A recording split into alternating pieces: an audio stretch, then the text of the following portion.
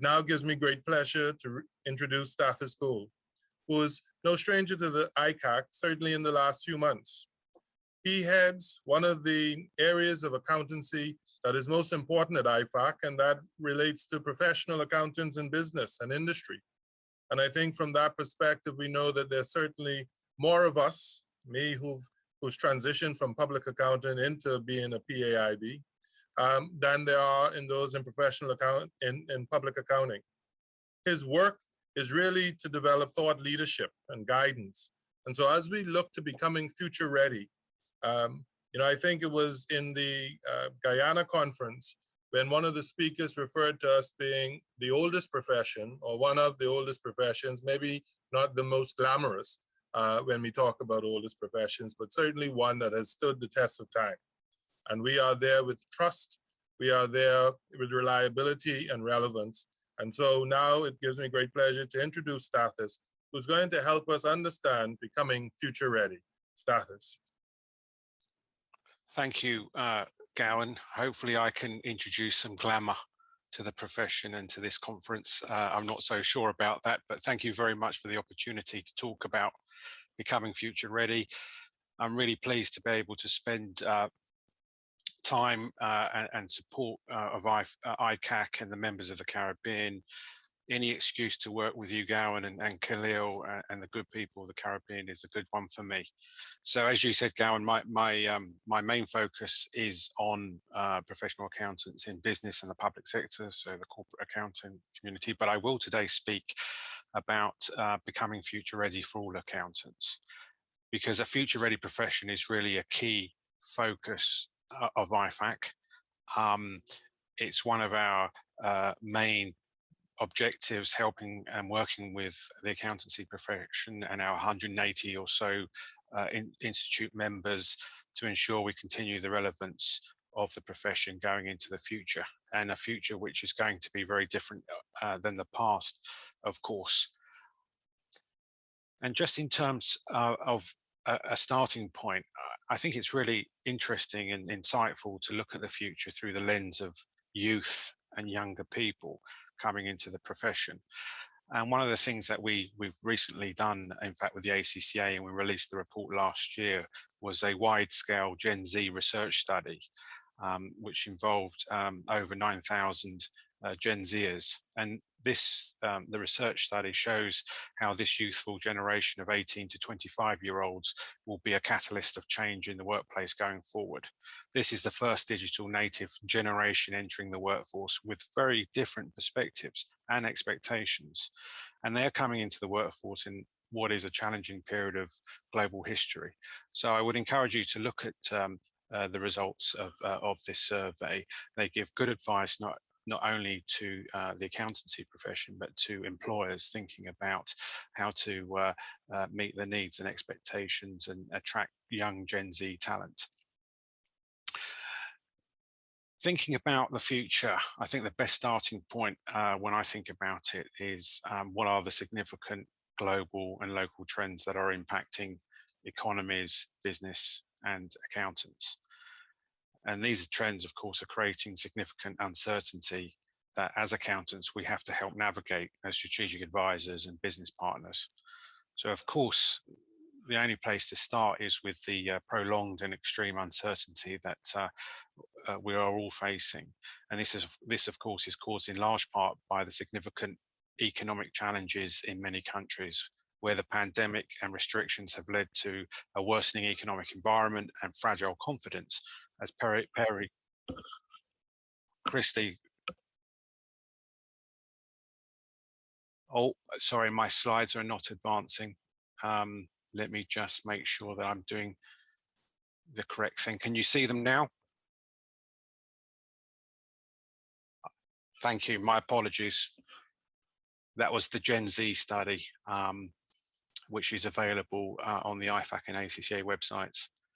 But just now going back to thinking about the future and the key trends, global and local trends, I was just talking about, of course, the worsening situation in many countries and the fragile confidence, as Perry Christie has described.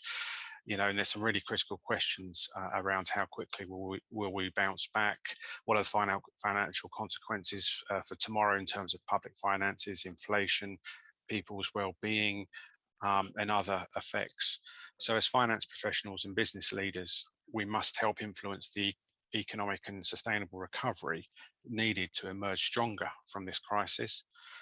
And it really is an opportunity to refocus, I think, on the United Nations Sustainable Development Goals, Sustainable Development Agenda, which really has taken a setback in many dimensions.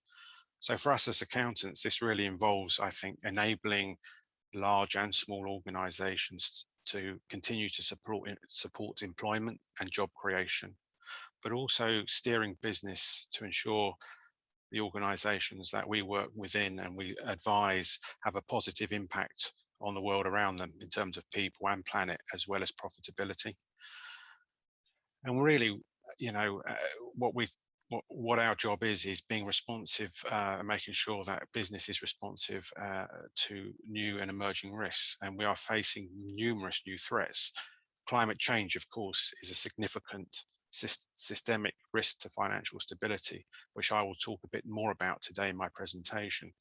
But we really need to be able to steer our organizations on how to respond to the shift towards low carbon economies, at the same time as dealing with critical social challenges such as poverty and inequality. And natural disasters and climate change are one of the main threats to the prosperity of the Caribbean, of course. Another critical risk is cybersecurity in this digital and data-driven age, and it really is an immense challenge which accountants need to get to grips with. And then, of course, the increasing focus on anti-money laundering and financial crime is a significant concern to policymakers and regulators, and to us as a public interest profession. We must play our part in protecting economies against money laundering and illicit funds. So all of these trends and risk areas, of course, impact business. And so what's happening in the business environment, of course, is that there's a significant off-balance sheet value. For many companies, the value based on the financial capital employed in the business is far lower than their market value. Equities are now generally trading with more consideration towards the store of future value rather than near-term cash flows. So given that a greater percent of the present value of cash flows for organizations now resides in the distant future and in residual value, opportunities and risks to long-term value creation takes on greater importance. And of course, business models are changing substantially in terms of where we get our energy, raw materials, moving to digital, software as a service, subscription-based and circular business models. The ways and economics of doing business are changing in response to the digital and transformation we're seeing in many economies and due to sustainability considerations. And accountants and accounting has to change with that. So all of these factors impact us as accountants, our priorities, our expectations, our roles, and really importantly, the information and insights we need to provide business to be resilient and sustainable in the future, and then how we position ourselves and our organizations to thrive in uncertainty. So let me just spend a little bit of time talking about sustainability and how sustainability, of course, is now coming into the mainstream. Today, of course, business is increasingly seen as part of society and the environment and not separate from it. So there's been a lot of focus on sustainability over the last 20 years or so, but that interest now is moving from the margins to the mainstream as companies, investors, and regulators look at success beyond profitability. Making money at any cost to society is no longer tenable. The focus on decarbonisation is global and local and front of mind politically and societally. So for companies, being the least bad among peers is not good enough. More companies are striving to make a difference by making a positive contribution to the world around them.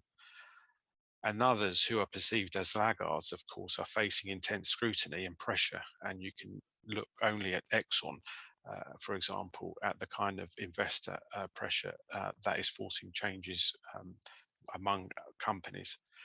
So we have to rethink how we account for success, how we account for value creation in today's world, which is much broader than what it used to be, where in the 20th century, we supported what was really a traditional value model, which was based on historic earnings, past financial performance, and a very narrow view of risk and opportunity. And of course, demand from investors, that is really been a game changer. Investor needs for information on sustainability and environmental, social, and governance, or ESG factors, is really increased, and their needs are not being met. And we know that from research, we know that from talking to the likes of the securities regulators, not least IOSCO. And large asset managers like BlackRock, State Street, among others, those people who are managing our pension funds and investments are really demanding much better information and insights on sustainability and ESG performance in terms of metrics and the story or narrative of the business. And of course, this whole post-COVID agenda is really focusing, as Perry mentioned, on a sustainable recovery. In the wake of immense value destruction arising from COVID-19, it's been a real setback for sustainability in the SDG agenda, as I mentioned before, and a lot of gains that we made in terms of prosperity and welfare have been reversed in the last 12 to 16 months. So at a national level, for many countries, there's a real focus now on poverty, employment, education, equality, among other areas, and then how business can contribute to that agenda.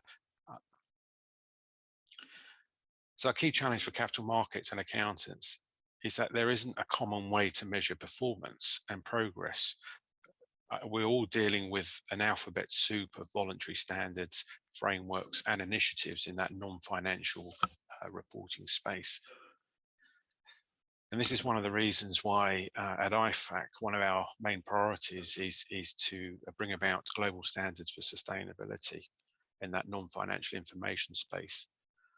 It really is a key challenge for mainstreaming sustainability and improving accountability for sustainability in the capital markets. That lack of standards, the voluntary approach to measuring and reporting sustainability information over the last 20 years or so has really not worked. The capital markets and providers of financial capital do not have consistent, comparable, and auditable information. And greenwashing, I think, really continues to be prevalent in the business community. So the immediate need is for a baseline of global standards for sustainability information. And it's really important, and what we're trying to avoid and through our stakeholder engagement and influence is further fragmentation, which really leads to quality challenges for the profession and an increasing expectation gap. So we want to deal with this high degree of confusion in the marketplace due to this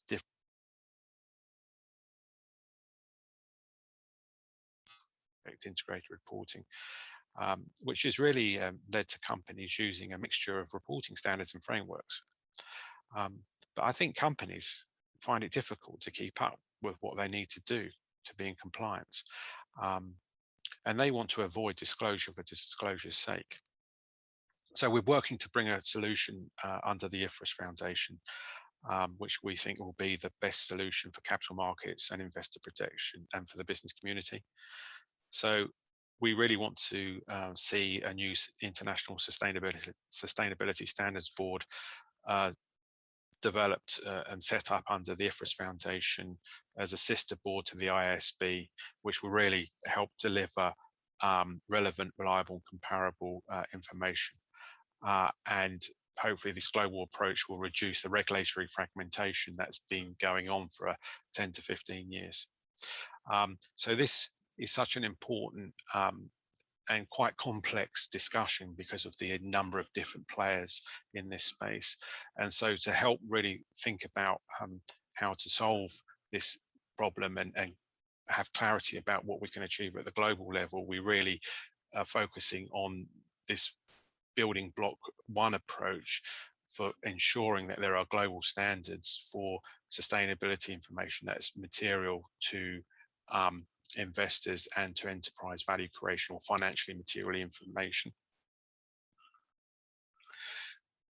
So just building on the whole theme of sustainability and non-financial information, one of the most critical things is trust and integrity. Um, the key challenge is whether companies and investors use and trust the information in their business and in their investment decisions. And we really are challenged by the lack of confidence in a lot of sustainability related information that comes out of companies. And we need to make sure that accountants in their different roles in governance and control can ensure the trust in data, information and reporting that is being delivered in this area. And this really plays into the skill set, the foundational skill set of accountants. And there are different ways to think about it. I'll start with the top. Many people, I think, tuned in here will be board directors or audit committee members. They have a critical role in terms of overseeing the basis of preparation and presentation of financial and non-financial information. Of course, the internal control environment is critical as we apply it to financial information. How do we apply it to non-financial information? All relevant business information needs rigorous data collection systems, processes and responsibilities and controls. And the big worry here, of course, is that many controllers or finance directors or CFOs, not all, but many do not have that non-financial information piece or information and reporting processes under their remit. Normally these are siloed in another part of the organization, and this is something we need to think about remedying. Of course, there's internal audit. Internal audit plays where there is an internal audit function, depending on the business, plays or can play a very critical role in ensuring a holistic controls and governance framework and bringing it all together. And of course, there's external assurance. And I think this is a real big imperative for the audit profession and auditors. We put out a recent study that is pictured here on the state of play in sustainability assurance, which came out yesterday.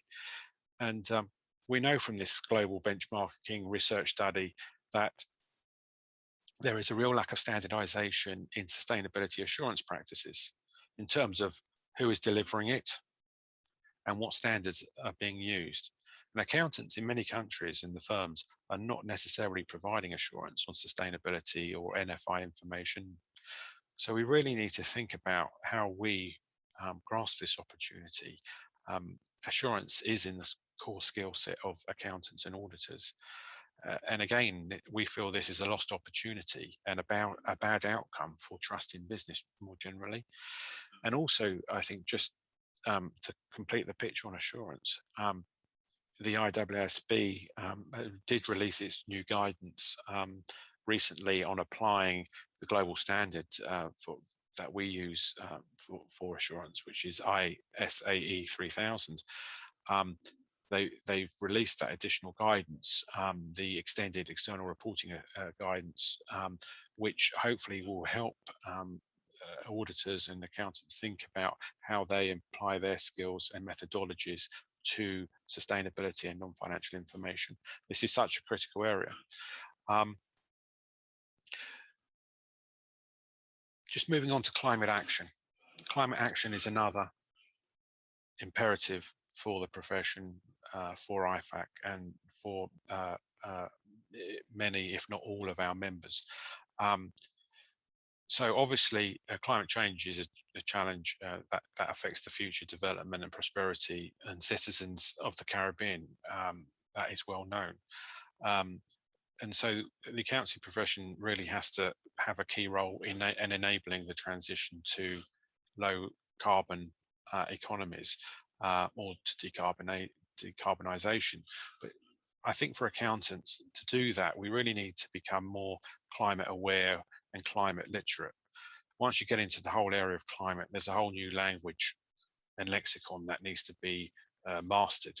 But it really is not an aspirational goal. I think it's a necessity because a low carbon transition is happening. we as accountants can deliver and be part of the solution. So, you know, and I think it's unavoidable, because if you just think about what's happening around us, many governments and many companies are already committing to reaching carbon neutrality or net zero carbon or GHG emissions by mid-century or even sooner. About 60% of global emissions are now subject to such targets. So there's now significant work to be done to meet these targets.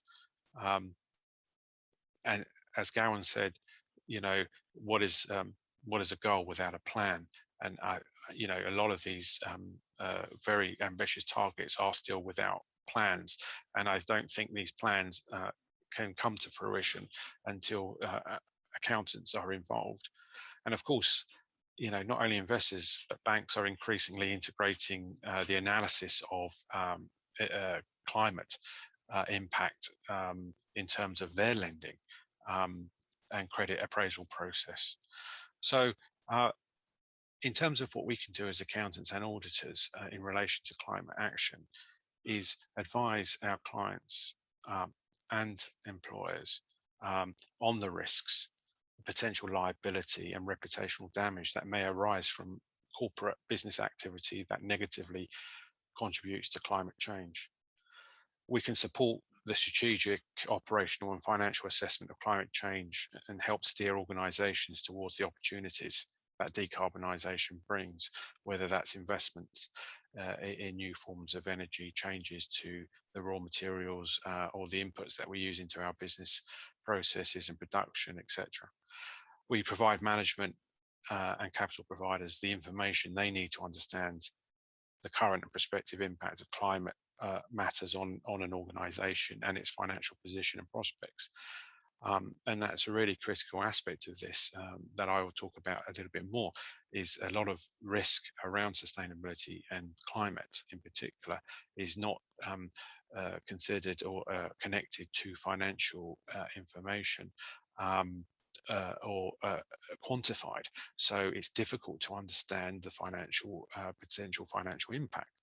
And of course, auditors, as part of the auditors will need and are already in some cases evaluating the potential for misrepresentation of financial position, performance and prospects due to climate risk, and pushing companies in certain industries in particular to disclose relevant climate related information within existing financial reporting standards and regulations.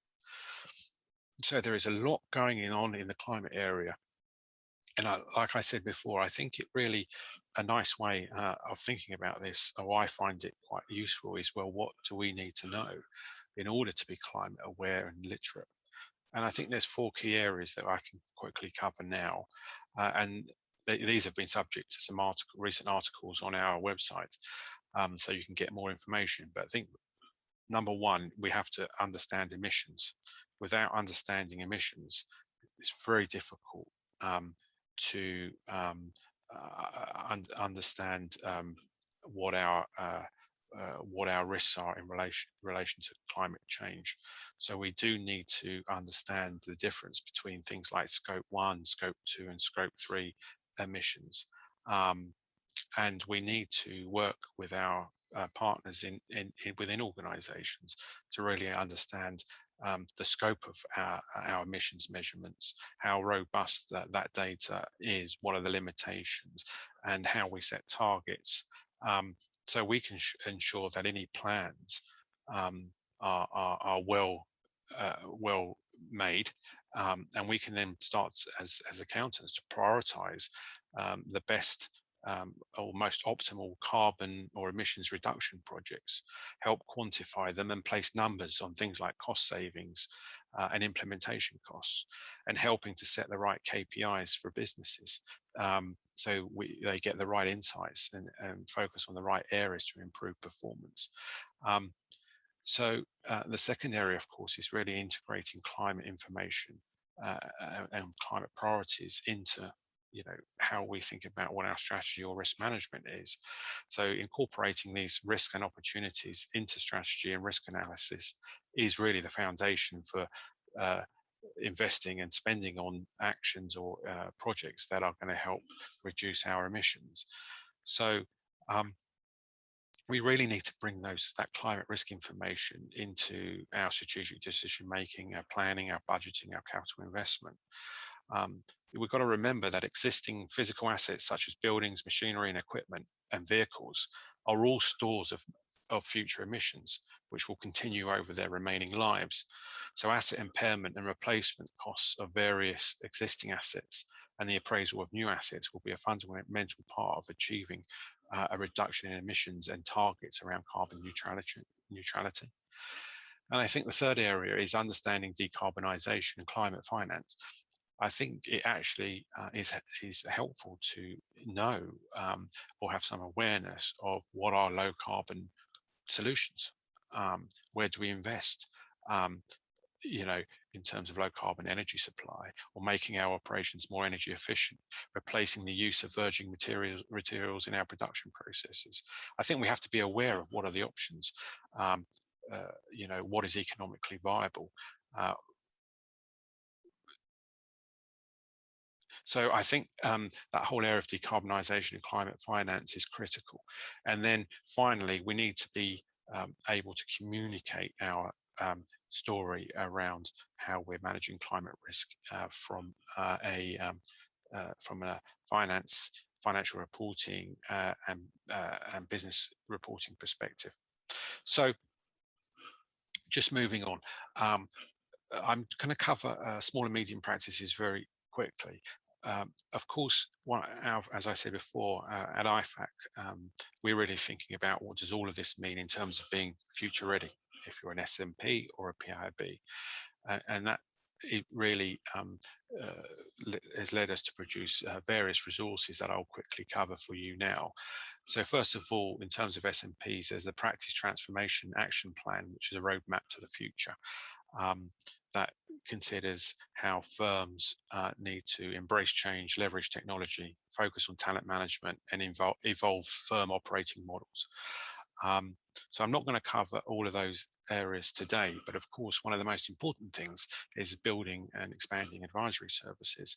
And in terms of our last global SMP survey, we found that over 80% of SMPs provide some form of business advisory or consulting service, with only 14%, however, providing sort of enhanced sort of reporting services in that sustainability, CSR or integrated reporting space. So there's a real opportunity there. But there needs to be a practice transformation action plan, and this guide will actually help with that. And help you think through adapting the firm model, how to build advisory services, moving from the transactional to the strategic, reevaluating your services provided, and moving into niche markets.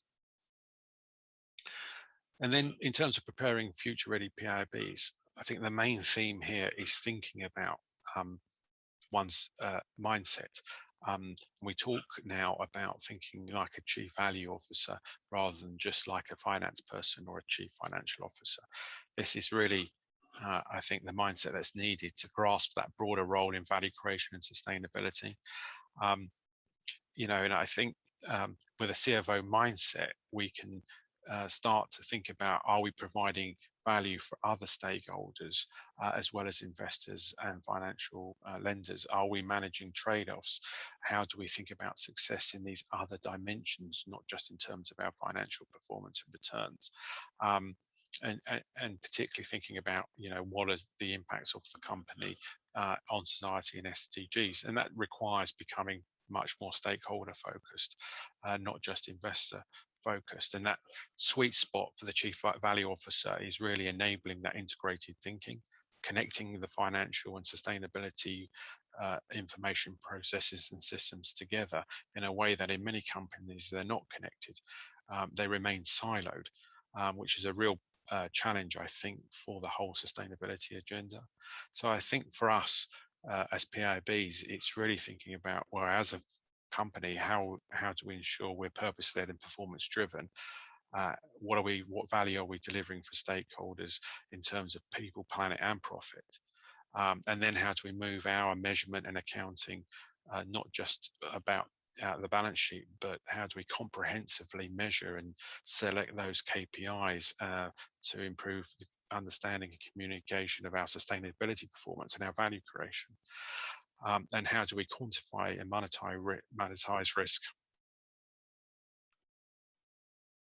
So I'll just finalize with one last slide before we go into a Q&A, and this is a report that we put out in 2019, where we identified 7 key roles for finance and accounting professionals to retain their relevance and enhance their contribution. And I think this is a nice frame of reference, and I really think it's worth thinking about in the roles that we play, advising companies or working within companies. You know, how do we deliver value in terms of being a co-pilot, a navigator, a brand protector, or a steward and protector of organizational assets? How do we tell the story of the business? How do we enable that digital and technology? How do we ensure processes and controls are adequate? And how ultimately are we a trusted professional